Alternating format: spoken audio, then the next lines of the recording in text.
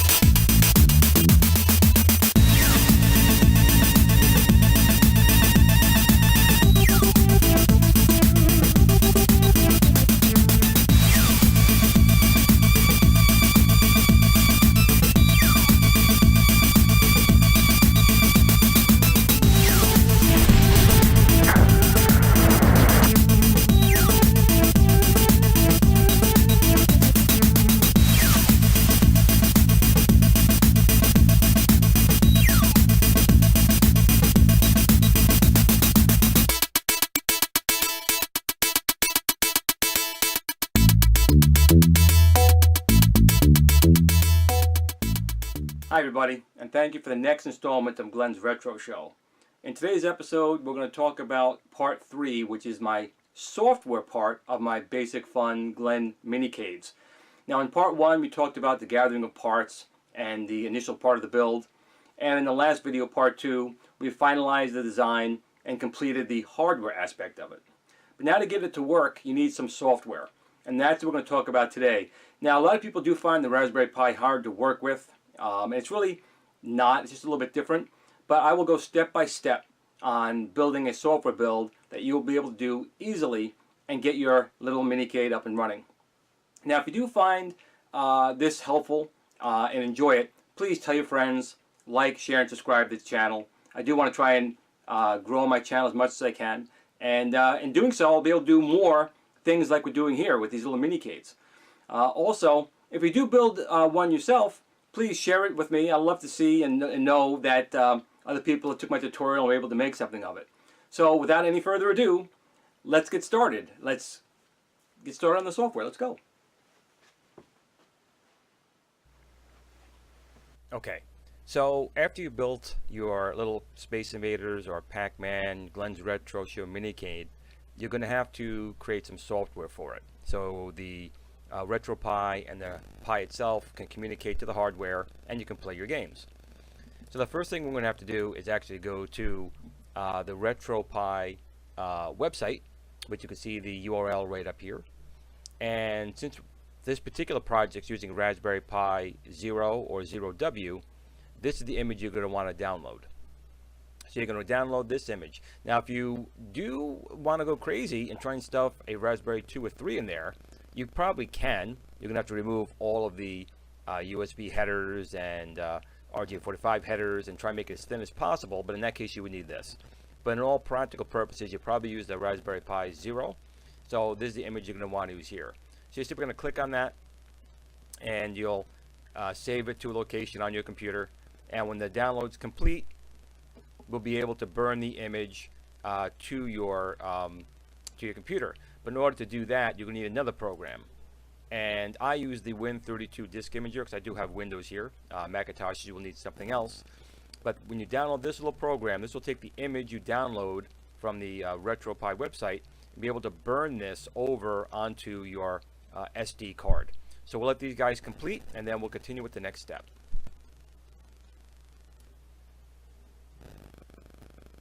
Okay, when your download is complete, you will have a RARD or zipped file here. We need to unzip this so we can get to the actual image. Now I use WinRAR, so I can simply right click on it and I can extract right to here or to a folder. I'll extract it to here and let that run and wait till this completes. Okay, now that it's complete, you see we have now an image file. Now this image file needs to be written to an SD card, and I happen to just have a little 4 GB SD card I'll put in my computer here. Now you see it says free and it's blank. You might want to try and just format it again. There's an SD card formatter you can run, and this will simply make sure that everything on the SD card is written properly. I'm going to leave as a quick format, free, and it is the E drive, and everything here is correct. Now definitely make sure that when you are formatting it, you are formatting it to the correct drive. You don't want to wipe out your hard disk drive. So I take no accountability if you format the wrong thing, but make sure you are in fact going to the right card. I know the capacity here is correct, so it's right. Click on format, yes, and it's just going to make sure everything on the card is nice and ready to take an image. And everything formatted good, so we will get out of here. Now the next thing we need to do is take this and get it on that SD card, and that's what I use the Win Disk 32 imager here. I'm going to run that. Now I know it is the E drive again. It's asking me for an image file, and I will go to my desktop, and I'm picking the Raspberry Pi image here, and I'm going to tell it to write. Now when you're all done, and when you complete the entire project, you might want to put the card back in and do a read and save it. So if you ever have a problem with the SD card, you can use the read function. It'll read the file and write it to the card. Or actually, you're going to read it first to back it up, and then you can write it to the card after the fact. But for right now, I'm simply going to write the image. Am I sure? Yes, I am. And we'll let this go. And this will take a few minutes to complete.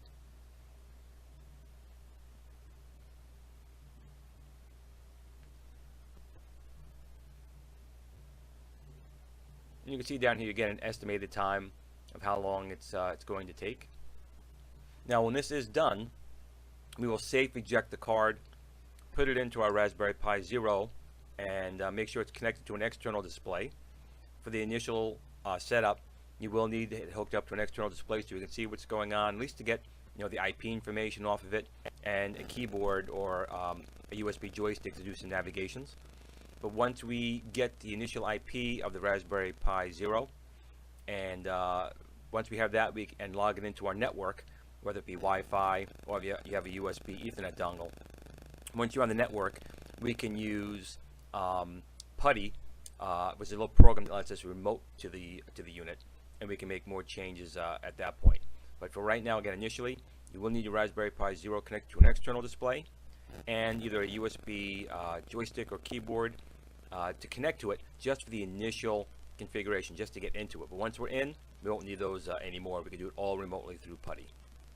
Okay, so once the write is successful, we can click OK and exit out of here. And we need to now just safely eject the mass storage device. So I'm going to do that right here. And now I can take this card out and we're going to put it into the Raspberry Pi. Okay, so here we have our newly created Raspberry Pi image on a little SD card. You can use a 4 GB and larger. This one happens to be an 8. You're going to need an HDMI cable to connect it to an external monitor.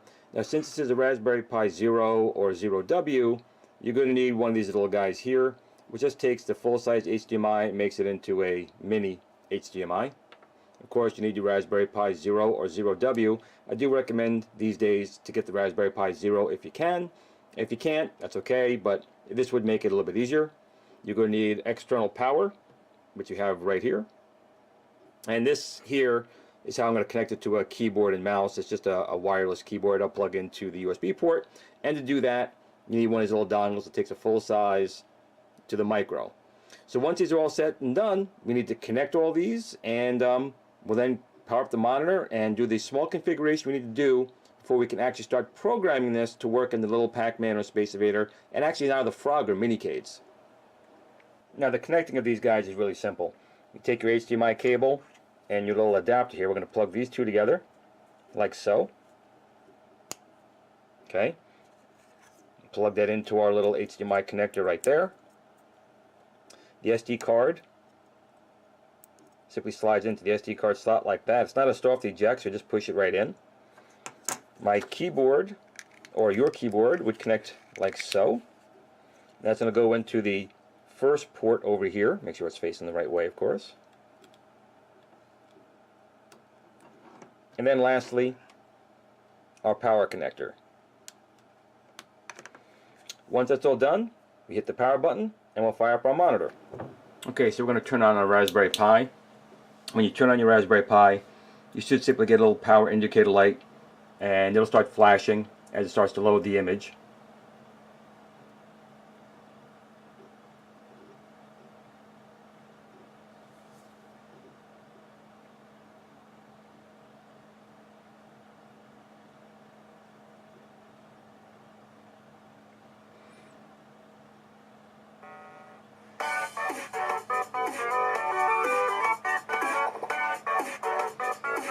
And you can also put a nice little introduction like I've done here. But we're getting ahead of ourselves. This is something that will be done more towards the end.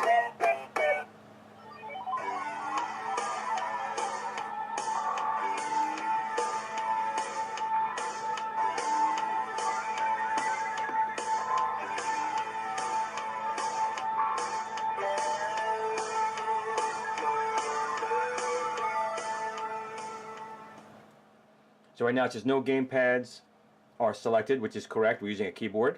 So I'm just going to press a key on the keyboard for a few seconds. Now it's going to ask me what keys I want to assign. For the up pad, I'm going to press up arrow, down, down arrow, left arrow, right arrow. For start, I'm pressing number 1. For select, I am pressing number 5. For my A button, I am pressing the left control key. So it's the left control. And then for button B, I'm doing the left alt. Now, if you set up other buttons on here, you can keep going. But for right now, that's it. So I'm just going to hold down the space bar on all the rest of these because they're not needed. And it's just going to leave them as undefined.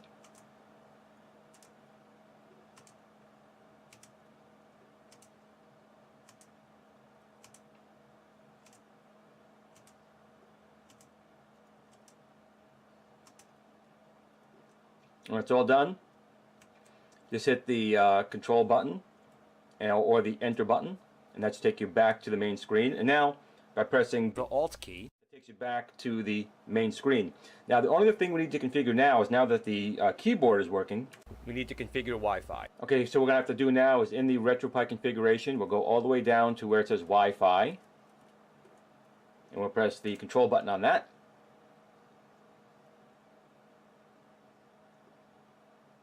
And it takes a few seconds to load the file. And we are going to connect to a Wi-Fi network. So I'm going to press enter on that. And you can see all the Wi-Fis that are listed in the area. What you need to do now is simply pick the Wi-Fi you are going to connect to by pressing enter on it. Now, most likely, if you're connecting to your home network, hopefully you set up an encryption key. This is where you would enter your local encryption key for your wireless. Once this is entered, you should be assigned a local IP. Note down that IP because that's what we will need to connect to your Raspberry Pi through your desktop computer using PuTTY. And you can see, once we're connected, you're given an IP. Note down the IP address you see here. This is the IP we're going to use to connect remotely to the device. But once that's all done, you can technically disconnect the monitor and the keyboard because you're now going to connect from our desktop computer using PuTTY. So let's go do that now. Okay, so when you get your machine built and you're ready to start loading some software onto it, this is what this tutorial is going to be about. Now I'm going to turn on my Glennycade Pac-Man here, and when you turn it on, you're going to get just a white screen, and that's normal. The reason being, this is an SPI display, and it is not going over HDMI or composite out. So right now the Raspberry Pi does not know how to talk to the display. Now when it's all said and done, the display will be very crisp, almost HDMI quality. The downside is that it does not go through the graphics processor, the GPU. It's bypassed, it's just the way it's designed. So games that really are a little taxing will have a problem on this. But the classic games like Pac-Man, Donkey Kong, Atari, ColecoVision, all those games will run just fine. But anything more advanced is obviously going to choke. But also it's a Raspberry Pi Zero in here anyway, so it would probably choke regardless. Now we're not going to get to the display itself now. That'll be one of the last things we do. We're going to set other things up first. So I would recommend having your Raspberry Pi set up on an external HDMI display during the process.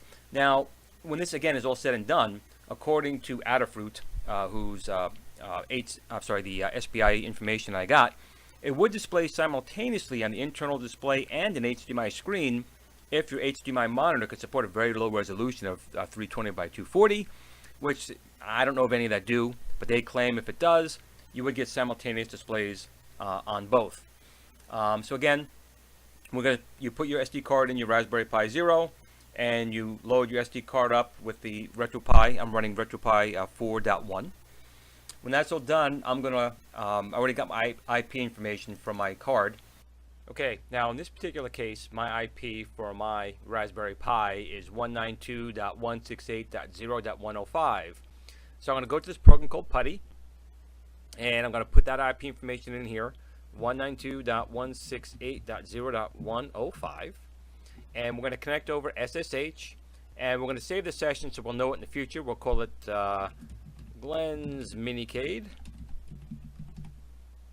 and we'll just save that so we can always go back to it. So we're going to connect to this IP by clicking on Open, and as you can see, we're now connected to our Raspberry Pi. So now that we're ready, let's get started with the project. So I'm going to log in.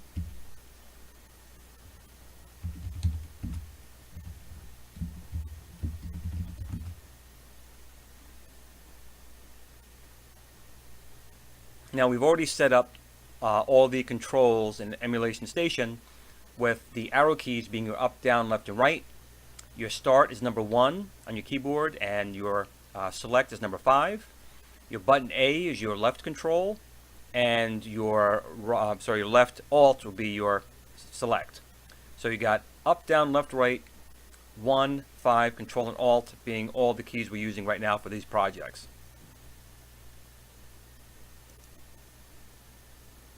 First thing we are going to set up is the sound card. Now I'm using a USB sound card. The other Raspberry Pis, like the 2 and the 3, have some built-in audio capabilities, but the Zero does not. Now you can build a simple audio amplifier, but I heard a lot of people complaining about it not being very clear and so forth, and for basically $1 from China, I got a USB sound card, which I hardwired to my 4-port USB hub. And the only downside I've seen so far, some emulators don't like it because the way the USB sound works, it's not recognized at a lower level, I guess. It's kind of like an upper level, and if an emulator goes too low a level to talk to the sound devices directly, it gives a mixer error. And actually you always see the word mixing error when you launch emulators, but most ignore that and will simply take what's available. A couple like MAME for All, for instance, will crash. It won't go into the emulation with getting a mixer error. But Advanced MAME and the other ones I've tried do work, as well as the Torrent 2600 and other emulators. They seem to be fine. The one I've really seen a problem with is just the MAME for All, which is an older version. But in any case, let's get to it. I'm going to show you. It's very simple to do. We simply need to create a file. And here's the command here I'm going to put in right now.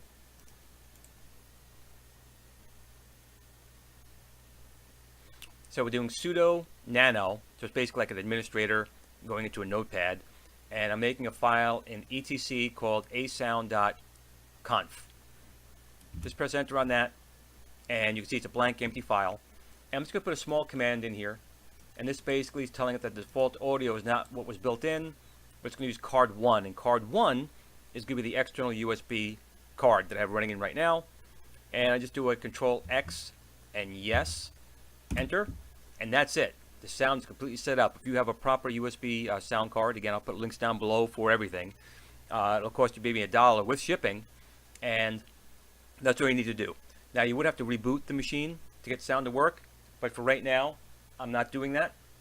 So we're going to go on to the next step, which is adding a power button. Now, a lot of people don't use power buttons. It's not necessary. A lot of people simply press 1, which is their start button on the main menu of Emulation Station, and go down to quit and shutdown. But if you're stuck in an emulator, or for some reason your keyboard stops working or your joystick stops working, there's no way to do a safe shutdown. So by pressing this button, you'll be able to do just that. Okay, So to add a button, it's really not hard. Now, there's a couple of different GPIO pins you can use. In the tutorial, the gentleman, again, I'll put a link down below to the original creator of this file, but he used GPIO 18, and I did that originally, but I was getting weird shutdowns for no reason, and I'm not quite sure why.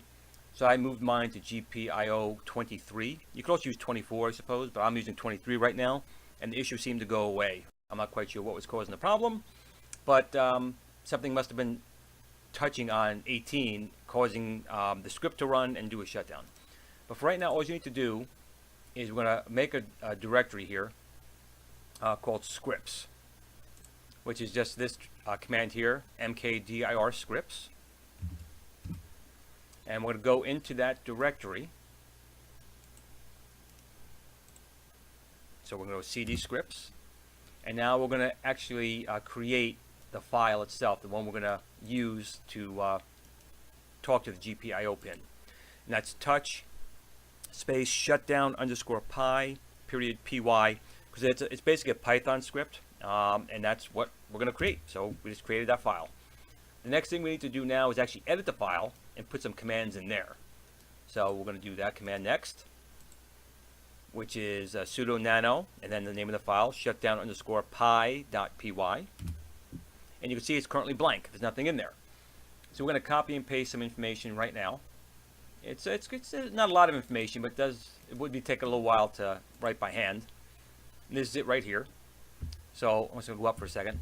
So this is the whole script. And I don't understand Python too much myself yet. I'm going to learn it.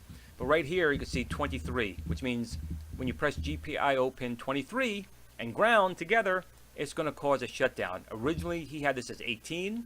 Again, it was running fine, but then we just shut down for no reason. But since I went to GPIO pin 23, that stopped. And it's also typed again down here as well. So it's in two spots. Spot number 1 is right here, and spot 2 is right here. And that's the whole script. So once that's done, you do Control X, yes, and that's it. Now, the one thing you do need to do is you need to tell the Raspberry Pi every time it boots up to pick that file and watch GPIO pin 23 for a shutdown command. So we have to edit a local file, which we're going to do with this next command here. And it's the RC local file. Now when you go in here, we basically have to go all the way down to the end of the file. Get my mouse over in here. Beep. And go all the way down to the bottom, right above this FI. I'm going to go right above the FI, make a space for it, and I'm going to copy in this command, which basically says every time it runs, look and see if a GPIO pin is pressed. Here is the command right here. It's telling us to go into the home Pi scripts directory we made, and there's the file, and we just have to save it. So once this is saved, like so, yes, that's it. Now, normally you want to reboot it and try it out, but we're not going to do that just yet, because we're going to do a couple other things here. Now, the next big thing we're going to do are the joysticks. When RetroPie is set up right now, at least the way I just set it up, we use the keyboard as a way to interface the emulators, the arrow keys, the Control and Alt, and 1 and 5. So basically what we need to do is have a program monitor those keystrokes and transfer them to the joystick. Now, this is actually a tutorial from the Adafruit website for their Pi Girl, but it kind of works for anything, fortunately, because I saw some other ones that were very difficult to use. They're very unreliable. This works great. It's fairly easy, and you can make modifications to it pretty easy as well. So, first thing we want to do is, again, we're going to just verify we did the up arrow on your keyboard, and that's going to GPIO 17. We have the down button going to GPIO 18. We have the left button going to GPIO 27. The right button going to GPIO 4. Then the button A is GPIO 21. The B button is GPIO 20. The start button is GPIO 26. And the select button is GPIO 16. Now remember, these are not the pins by counting them. These are the actual GPIOs, so they don't correlate directly with the actual pinouts. But they have a reference card you'll be able to see later that will show you where they all are. So the first thing we want to do is actually get the keyboard command information from Adafruit's website into your Pi. And that's what this command is going to do right here. And we're just going to press enter on that. And it's going to ask you, hey, okay, which Pi girl do you want? Again, this is not a Pi girl, but it's similar enough where it works. And I'm just going to pick number 1, the Pi girl 2 controls. So let's press 1, hit enter, and it's downloading information, and that's it. It's done. Now it's asking me to reboot. I'm going to say no for right now because I want to make some changes to that file. Okay, so what we're going to do is run a little command here to edit the file that's used to look for keyboard commands and transfer them to our joysticks. And that's this command here, the retrogame.cfg. And again, you can always pause the video if you need to get these commands down quicker. You can just pause it and you'll be able to see them just fine. Okay, so here is the information that comes from Adafruit, and it's set up right now for their controls. You can see the left button is 4, but on mine, the left button would be, let's see, GPIO 13, so that's 27, GPIO 27. Their right button is GPIO 19, but my right button is GPIO 4. So we're going to make some changes to these. And so what I'm going to do is, see, there's a whole bunch of them in here. Some I don't use. You can add more, add less, whatever you want to do. So it's kind of really easy to use. You can just add a number and give it a GPIO pin, and that's it. You assign it. But for right now, we're going to take these out because they don't correlate to what I'm doing in my little Glennycades I'm creating here. So I'm going to back all this up and get rid of it.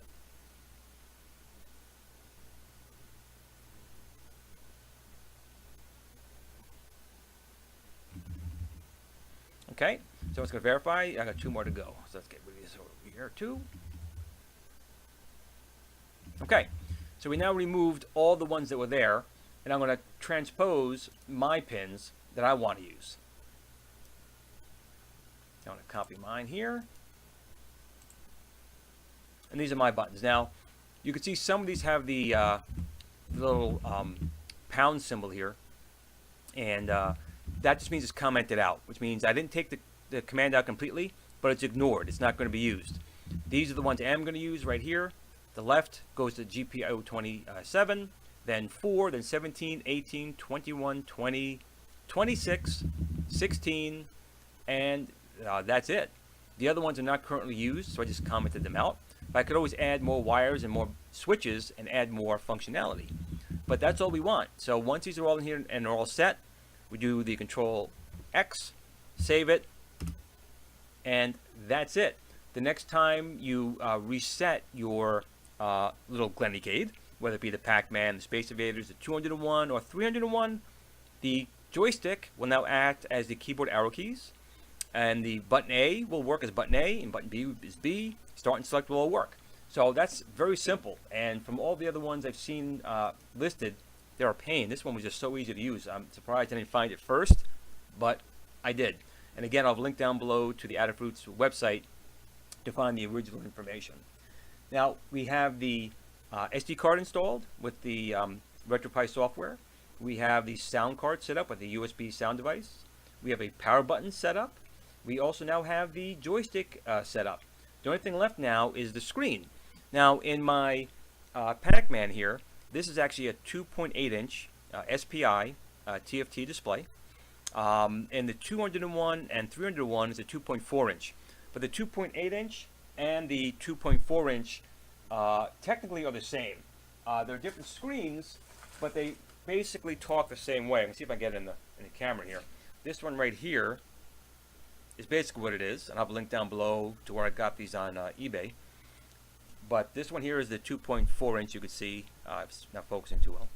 But I soldered onto the pins right here, and I had to bend them. You're always gonna have to bend them to get it to fit. And also, if I didn't mention it before, on all these units, whether it be these Pac-Mans or the 201s, you're going to have to cut very carefully some of the board off of here. This actually extended out maybe this far, and you got to cut it right down to the pins, basically to make it fit inside the unit. The other side's usually okay, but this side here, of course, where all the control pins are, that had to be chopped to get it to be centered this way or centered this way, depending on the machine you're working on. And again, I'll put a link down below to where you can get them. But basically, once we do this next step, that white screen you see there will come to life and you will see your games being displayed. So let's get started with that. And again, the tutorial for the 2.8 inch and 2.4 inch SPI is identical. The only difference is the screen size, not how they're interfaced. And it's actually pretty easy. Again, this is from Adafruit. This is their script. Script right here, and we're going to just press enter. And it's going to ask us, do you want to continue? There'll be some rebooting. It may take up to 5 minutes to go. Of course, we want to continue. We want to play our Glennycade as soon as possible. Now, it asks you here some information. Basically, just pick one, Pi Girl 2. That's for the 2.4 inch or 2.8 inch display. So we'll press number 1. And it's going to ask us right now if you want to rotate the screen. We will rotate it, but we'll do it later. It's a little funky in doing it in this way, at least from what I've seen. So I'm just going to say continue. I'm not going to make any other changes. Now, if you're doing this in the Dream Gear 201 or 301, this is all you need to do, because that is a horizontal display, and that's what this is going to install. But in the Pac-Man and Space Invaders, we're doing a vertical display. We have to go into a file a little bit later and just rotate the screen to 1 from 0, just to tell it to take the image and rotate it 90 degrees so it'll fit properly in this particular cabinet. This will take some time. We'll let it go through to its completion. Now, the USB 802.11n Wi-Fi card I got from here. I'll put a link down below to them as well. I got them for about $1 a piece, again from China. The downside is that they are not the best in signal strength, but again, my point here was to go for as low a cost as possible and as simple as possible. Of course, if you have a better Wi-Fi dongle or direct Ethernet, go for it. It'll probably speed you up a little bit. These are definitely not the fastest, but they get the job done. So I'll probably end up speeding up this part of the video just so it doesn't take, because they say 5 minutes, but it took me like 10, probably because there were some errors. So I'm going to stop talking and just let this scroll through. Okay, so we can see now it has completed the instructions for converting the external HDMI to now go through the SPI interface and the GPIO pins. It's asking me to reboot right now. Again, I'm going to say no. Now, if I was using the horizontal display, I would have said yes and it'd be all set to go. But for right now, I need to make one change in here to get this to work properly on the vertical display. So what I'm going to do right now is I'm going to make an edit to my boot config file. So I want to copy another command here. So we're going to go and edit the boot config.txt. So I'll press enter on that. And basically what we're going to do here is go all the way down to the bottom. This should be one of the last lines, if not the last line. You can see right here, display rotate 0.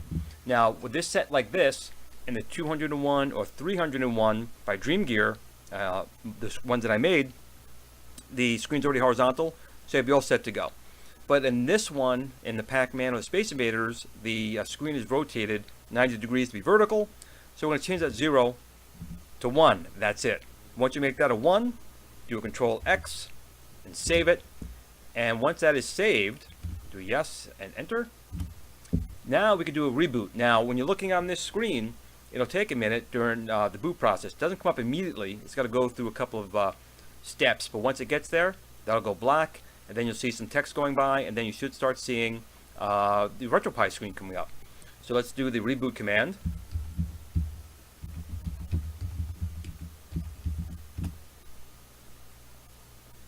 Now, if you saw in the background over here, I did have the large HDMI screen going, and RetroPie was on that. You saw it blank out, but you'll now see it coming in here any moment.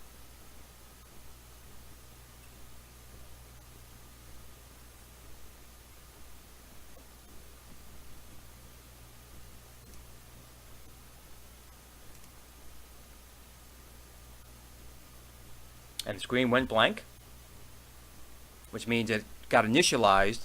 The RetroPie sent some commands out to the screen to initialize it.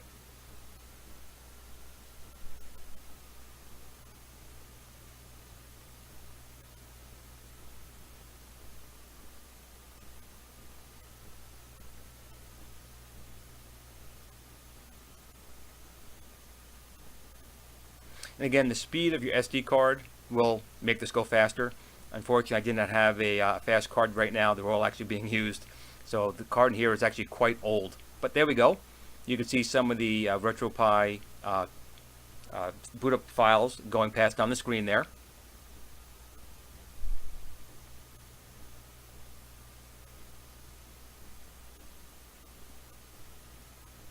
And the white balance is, or the contrast is really up there.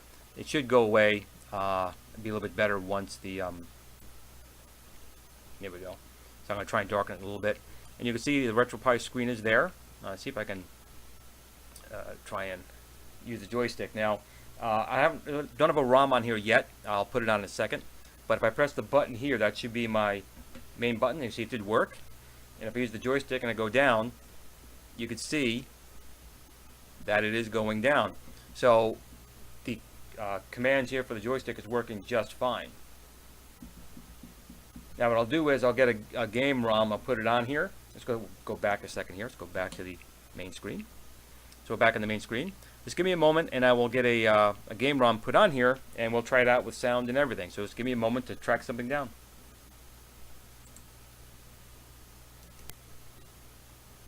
Now you can see here I did install some games into MAME, but before we get to MAME, there's one thing I do want to show you. I'll go back into the RetroPie here, and I'll go down to the audio settings, which is actually the very first option at the top. And I'm just going to turn the mixer. See, it says can't find mixer elements.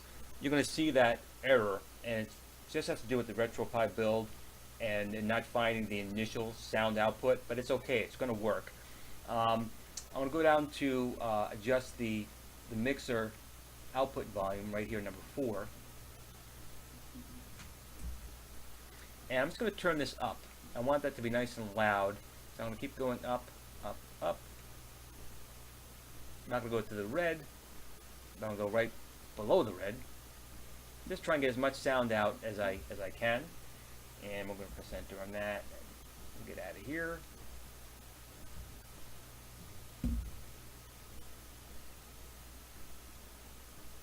I'm going to go back a level, so I'm going to press this button here, which is my back. Now I'm going to go over to my MAME, and this is my A button. Now, since this is a Pac-Man cabinet, let's see how Pac-Man goes.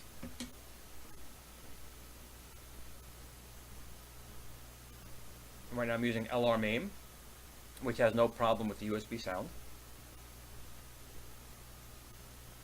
And you can see Pac-Man is loaded. We have 0 credits right now, and you can see the screen is very, very sharp and clear. So the first thing we want to do is put a quarter in to play a game. So that put a quarter in. And now let's start it.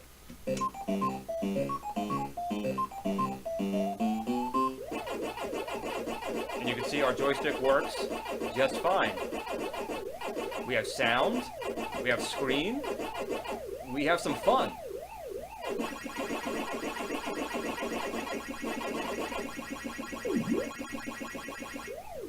Oh.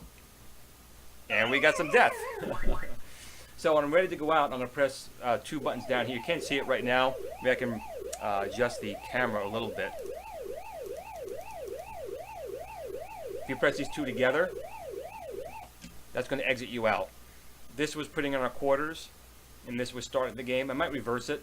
I might want to make that putting quarters in and not start the game. I don't know. We'll see. But right now, that's quarters, and that's your start. So we have another game here. Let's take a look at Popeye. And I'm going to go back up just a little bit. There we go. See most of the screen. You can still see the 2 buttons. So I'm going to start the game.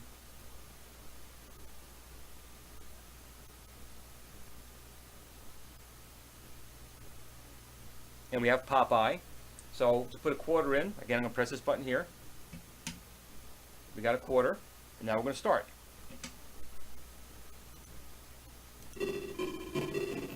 Now, listen to that. You can hear the audio issues. It's running a little bit slow, so we're going to go out of this one. So depending on the emulator, Popeye runs fine in other ones, but in this particular one it's running very slow. Let's go down to Space Invaders. Let's go take a look at that. Now I'm going to go down a little bit. just so you can see the buttons here for the quarters. So I'm going to press this button here.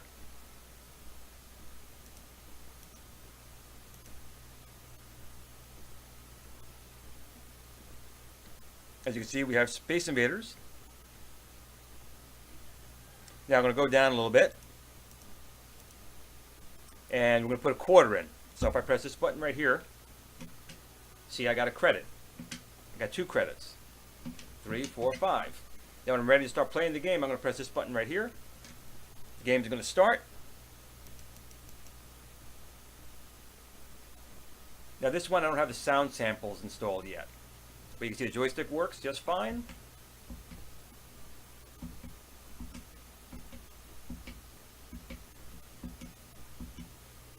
And that's it. When you're ready to leave the game and go back down, you're going to press these 2 buttons simultaneously. That exits you back out.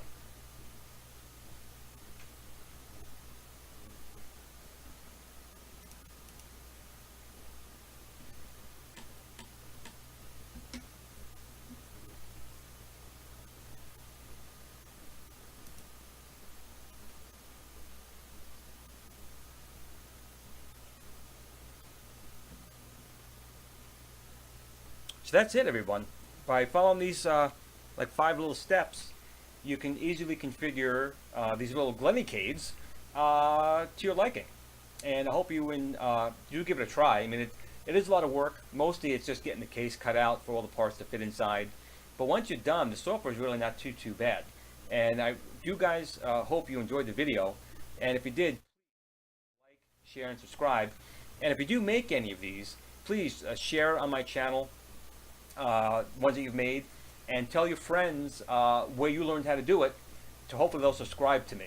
That's kind of, I'm not getting paid for this, but I would like to have more subscribers. And hopefully if you build something like this, or you know someone who can, please tell them about it and have them subscribe to my channel, or just have them tell their friends to have a view of my channel. I would really appreciate it.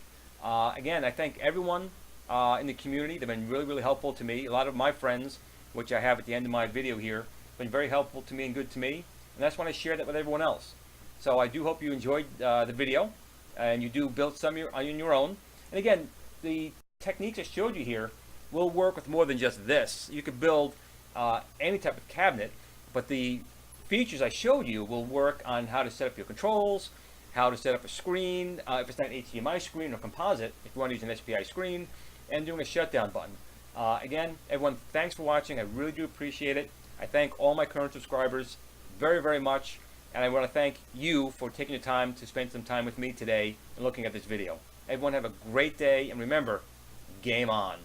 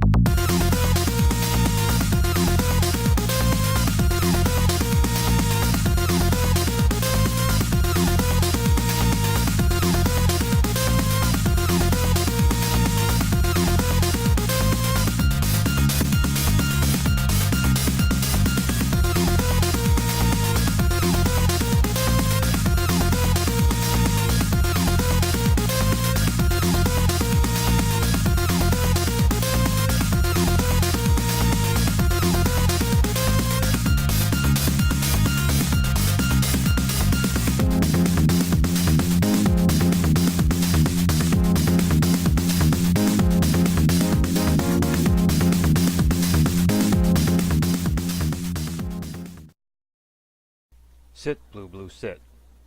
Good dog.